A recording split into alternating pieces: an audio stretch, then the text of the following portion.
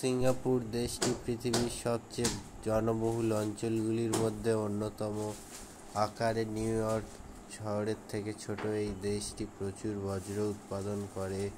এই সব বজ্রকে ভরাটকরণ বা ল্যান্ডফিলিং করা দেশটির পক্ষে বিলাসিতা, তাই উৎপাদিত বজ্রের প্রায় ৫৫%ই পুনঃব্যবহৃত হয়।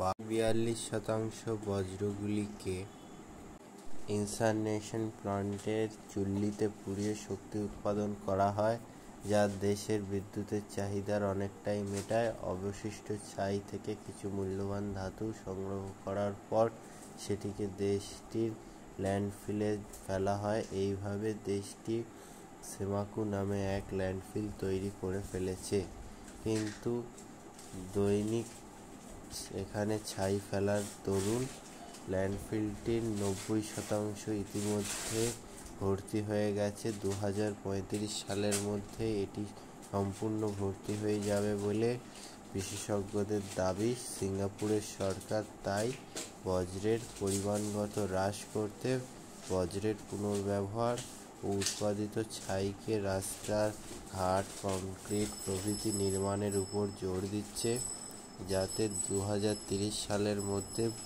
বজ্রের পুনর্নবীকরণের পরিমাণ বেড়ে ৭০% হতে পারে। এইভাবে বজ্র ব্যবস্থাপনায় দেশটি সারা বিশ্বের সামনে এক প্রেরণামূলক দৃষ্টান্ত তৈরি করছে।